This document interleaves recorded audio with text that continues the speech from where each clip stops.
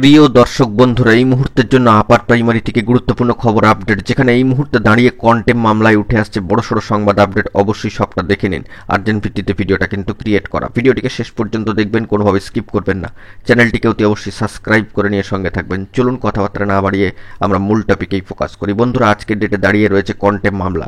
সেই অনুযায়ী কোর্টের সাইটে মহামান্য কলকাতা হাইকোর্টের ডিভিশন বেঞ্চ 11 নম্বর কোর্টে এই মামলার যে কেস স্ট্যাটাস অ্যাপিলিয়েটেড সাইট থেকে তাও কিন্তু চলে এসেছে আজকের ডেটে দাঁড়িয়ে। অবশ্যই 16 মে 2025 টান উত্তেজনাময় আজকের দিনটা।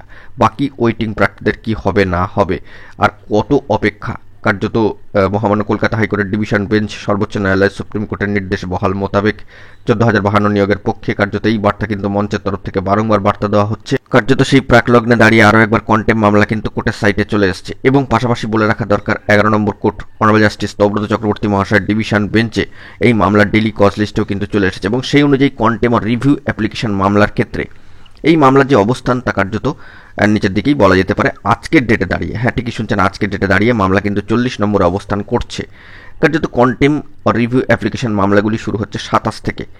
তো এই মামলা, কন্টেম মামলা আজকের ডেটে দাঁড়িয়ে কিন্তু অনেকটা নিচের দিকেই অবস্থান করছে। তবে অনেকে এই বিষয়ে দুশ্চিন্তা করছেন, শুনানি হবে কি হবে না।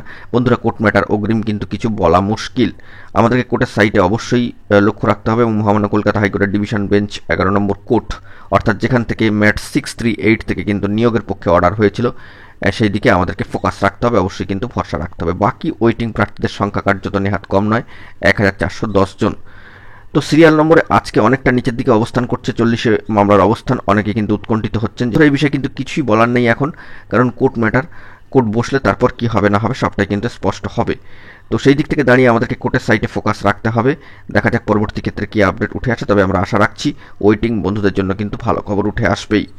তো দেখা যাক পরবর্তী ক্ষেত্রে কি আপডেট উঠে আসে। এখন এটুকুই, ভালো থাকবেন। চ্যানেলটিকে অতি অবশ্যই সাবস্ক্রাইব করে নিয়ে সঙ্গে থাকবেন। ধন্যবাদ।